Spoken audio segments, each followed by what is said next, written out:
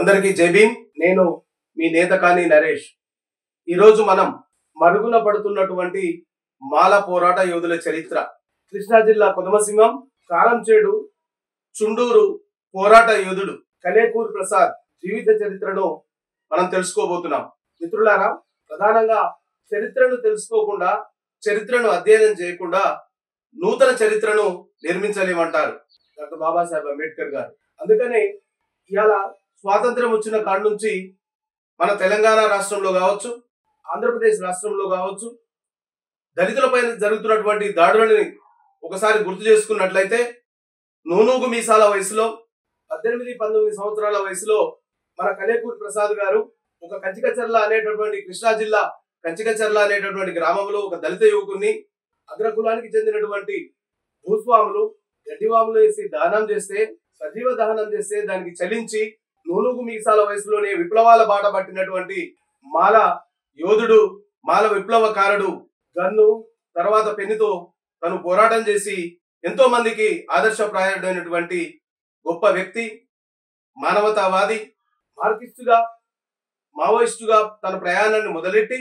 అంబేద్కర్ భావజాలాన్ని మార్క్స్ భావజాలాన్ని కలిపి తర్వాత దళిత ఉద్యమ నాయకుడిగా 1985లో కారంచేడు ఊచకోతకు చుండూరులో జరిగినటువంటి మారణ హోమానికి ముందుండి తన గలంతోటి ఒక చరిత్రనే లిఖించి భూస్వాముల గుండెల్లో దడదడలాడించినటువంటి గొప్ప పోరాట యోధుడు మన కలేకూరి ప్రసాద్ గారు.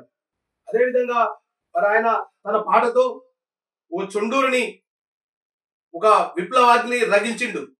అప్పటి వరకు కత్తి పద్మారావు గారు దళిత మహాసభని ముందుండి నడిపిస్తే, విప్లవ పాఠాలు నేర్పి అండర్ గ్రౌండ్ జీవితాన్ని అనుభవించి తర్వాత అందులో ఉన్నటువంటి అగ్రకుల భావజాలానిపై నిరసించి కేసీ సత్యమూర్తి గారితో తాను జనజీవన స్రవంతిలోకి రావడం, అప్పుడప్పుడే దళిత ఉద్యమం ఊడలు పట్టి ఒక ఉద్యమం చుండూరుని ఒక అతలాకుతలం చేస్తున్నటువంటి సందర్భంలో కత్తి పద్మారావు గారి పోరాటానికి తన కలం తోడై ఎన్నో అద్భుతమైనటువంటి పాటలను రాసి ప్రజల్లో చైతన్యాన్ని నింపి, దళిత చైతన్యాన్ని నింపినటువంటి గొప్ప వ్యక్తి నా మిత్రుడు కలేకూరి.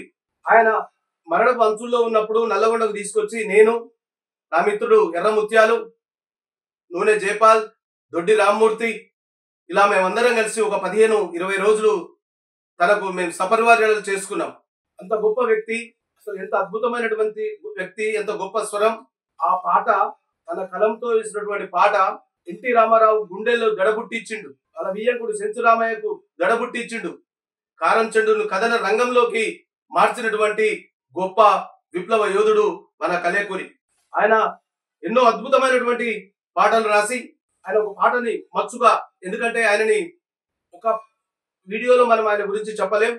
ఆయనకు ఒక పార్ట్ 3 3 భాగాలుగా, నా వంతు కర్తవ్యంగా 3 భాగాలుగా అతని యొక్క మొత్తం చరిత్రని మన సమాజానికి, మాలవీరులకు, దళిత యువకులకు తెలియజేయాలనేటువంటి ఉద్దేశంతో నేను ఈ యొక్క కార్యక్రమానికి పూనుకోవడం జరిగింది. మిత్రులారా, ఆయన గురించి ఆయన రాసినటువంటి ఒక అద్భుతమైనటువంటి పాట కారంచేడు వీరుల గురించి.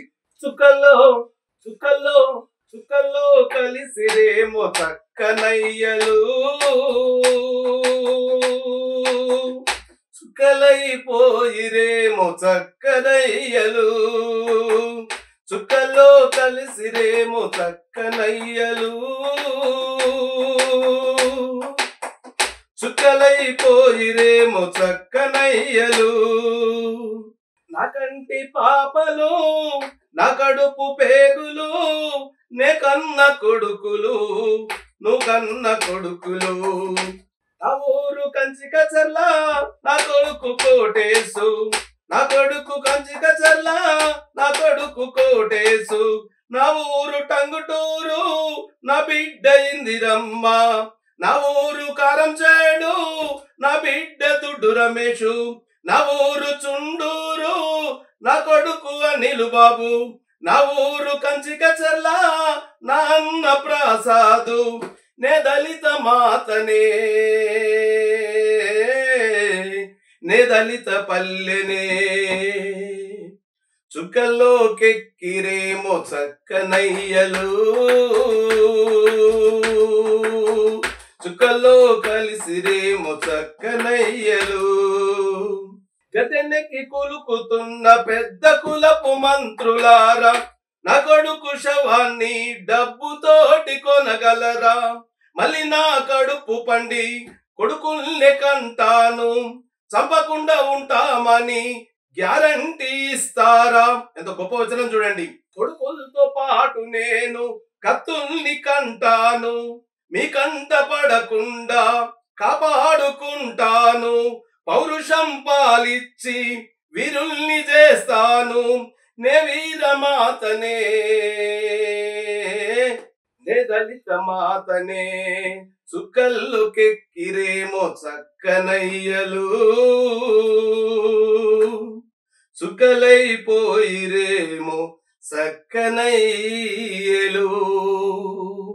ఇలా చుండూరు సంఘటన మీద ఇలాంటి గొప్ప అద్భుతమైన పాటలు రాసి తన కలంతో ప్రజల్ని చైతన్యవంతం చేసి ఆయన ఒక ప్రజా కళాకారుడుగా మరి పోరాటానికి ఒక కొత్త పుంతలు తొక్కించినటువంటి వ్యక్తి. అదేవిధంగా ప్రపంచవ్యాప్తంగా డర్బన్ లో జరిగినటువంటి జాతి వివక్షత అంతర్జాతీయ సదస్సుకు భారతదేశం పక్షాన పోయి అక్కడ తన గళాన్ని వినిపించి భారతదేశ కీర్తి ప్రతిష్టలను, భారతదేశంలో జరుగుతున్నటువంటి జాతి వివక్షతను, ప్రధానంగా చుండూరులో జరిగినటువంటి, కారంచేడులో జరిగినటువంటి సంఘటనలు డర్బన్ సదస్సు వేదికగా దళిత గొంతును వినిపించి అంబేద్కర్ తర్వాత అంతర్జాతీయ స్థాయిలో అంత గొప్ప సదస్సులో మరి దళితులపై జరుగుతున్నటువంటి దాడులను ప్రపంచానికి తెలియజేసినటువంటి గొప్ప పోరాటవేదుడు.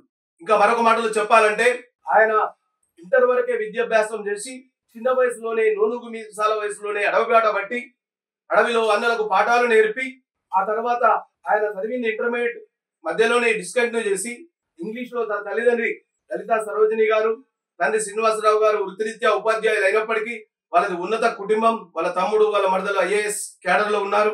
అయినప్పటికీ ఈయన ఇంగ్లీష్ లో దిట్ట, కవి, అనువాదకుడు, ఎన్నో పుస్తకాలను తెలుగు అనువాదాలు, ఇంగ్లీష్ పుస్తకాలను తెలుగులో అనువాదం చేసినటువంటి గొప్ప వ్యక్తి కలేకూరి గారు. ఆయన గురించి ఎంత చెప్పినా తక్కువే. అతి చిన్న వయసులోనే ఎన్నో ఆడంబరాలు అనుభవించాడు, జేబు నిండా డబ్బులు చూశాడు, 5 నక్షత్రాల హోటల్లో నిద్రించాడు, కరెన్సీ నోట్లు పక్కలేసుకొని పండుకున్నటువంటి సందర్భాలు కూడా ఉన్నాయని చెప్పాడు నాతోటి. కానీ అదే విధంగా ఎంత అధిక స్థాయిలో ఉన్నాడో, ఎంత అవకాశాలను అందిపుచ్చుకుండో అంతే దీనమైనటువంటి స్థితిలో తను మరణించడం జరిగింది. దానికి కారణం తన ఆత్మాభిమానం ఎక్కడా కూడా చంపుకోలేదు.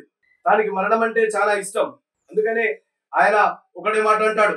ఆయన కవిత్వంలో ప్రధానంగా ఆయన కవిత్వాన్ని ఒకసారి చదివి వినిపిస్తాను. నన్ను బాధితుణ్ణి పిలవకండి, నేను అమరుణ్ణి, ఎగిరే ధిక్కార పతాకాన్ని, మీకు చేతనైతే నా శవాన్ని నగరం నడిబొడ్డున ఖననం చేయండి, ఒక జీవన రవణి వినిపించే వెదురు వనాన్నై వికసిస్తాను. మీకు చేతనైతే నా శవాన్ని ఈ దేశం ముఖ చిత్రంగా ముద్రించండి, సుందర భవిష్యత్తునై చరిత్ర పుటల్లోకి పరివ్యాపిస్తాను. మీకు చేతనైతే నన్ను మీ గుండెల్లోకి ఆవాహన చేసుకోండి, ఒక పెనుమంటల పెనుగులాటనై మళ్ళీ ఈ దేశంలోనే ప్రభవిస్తాను అని గొప్ప సందేశాన్ని ఇచ్చినటువంటి ధైర్యశాలి. తను ఉన్నది బకపలసగా ఉన్నప్పటికీ కూడా ఎంతో ధైర్య సాహసాలతోటి ఆనాడు ముఖ్యమంత్రిగా ఉన్నటువంటి ఎన్టీ రామారావుకి ముచ్చమటలు పట్టించినటువంటి గొప్ప యోధుడు. కాబట్టి మిత్రులారా, మరొకసారి ఇంకా అతని యొక్క చరిత్రను, అతని అనువాద రచనలను, అతను చేసినటువంటి పోరాటాలను ఇంకా మనం చాలా ఉన్నాయి తెలుసుకునేది. అదే విధంగా ఆయన ముఖ్యంగా ఇంకొక మాట కూడా చెప్తాడు. ఆయన ఏమంటే స్వతహాగా తను క్రిస్టియన్. ఆ రోజు జరుగుతున్నటువంటి కారంచేడు మీద మరో అద్భుతమైనటువంటి చుండూరు మీద అద్భుతమైనటువంటి పాటలు రాసి చుండూరు ఉద్యమాన్ని కూడా హక్కున చేర్చుకున్నాడు, ఆవాహన చేసుకున్నాడు. ఆయన ఒక అంబేద్కరిస్ట్ గా, ఒక మార్కిస్ట్ గా తన ప్రయాణాన్ని వదిలేసి అంబేద్కరిజాన్ని హత్తుకొని దళిత ఉద్యమం పై నుంచి దళిత ఉద్యమానికి ఒక పెద్దన్న పాత్ర పోషించాడు. ఒక గద్దరన్న, ఒక గోరెడ్డి వెంకన్న, కేజీ సత్యమూర్తి గారు, కళ్యాణ్ రావు గారు, ఇలా ఎంతో మంది మేధావి నాయకులతోటి తన ఈ ఉద్యమాన్ని నడిపించడం జరిగింది. మరొక పాట చుండూరు మీద జరిగిన నరమేధం గురించి. అది ఇంకా దారుణమైనటువంటి గోనె సంచీలలో కుక్కి తుంగభద్ర నదిలో పడేసినప్పుడు తను రాసినటువంటి పాట. కుమిలిపోయినా నలిగిపోయినా చుండూరు గుండెల గాయం దళిత సాగుతుంది సైనిక శపథం. కుమిలిపోయినా నలిగిపోయినా చుండూరు గుండెల గాయం దళిత సాగుతుంది సైనిక శపథం.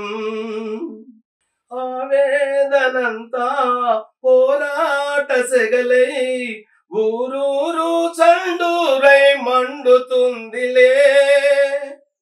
ఆవేదనంతా పోరాట సెగలై ఊరూరు చుండూరై మండుతుందిలే. రక్తదారలే హృదయ తారలై వికసించులే ఆత్మగౌరవం దళిత వికసించులే ఆత్మగౌరవం. రక్షించే భటులే భక్షించే భటులై అంతకులకు కాపలా కుక్కలైనరే. గుండాలకు గుండా రాజ్యమేలుతుంటే బీద బిక్కి కూలి జనం కుమిలిపోయిరే. ఇదేమి పాలన ఇదేమి రాజ్యము నరహంతక దోపిడి రాజ్యం దళిత నరహంతక దోపిడి రాజ్యం. కుమిలిపోయినా నలిగిపోయినా చుండూరు గుండెల గాయం దళిత సాగుతుంది సైనిక శపథం సాగుతుంది సైనిక శపథం. థ్యాంక్ యూ మిత్రులారా. మీకు కనుక ఈ వీడియో నచ్చినట్లయితే లైక్ చేయండి, షేర్ చేయండి, సబ్స్క్రైబ్ చేయండి. ఇంకా ఎంతో మంది దళిత ఉద్యమకారుల యొక్క జీవిత చరిత్రను మీ ముందుకు తీసుకొస్తాను. జై భీమ్, మీ నరేష్ నేతకాని.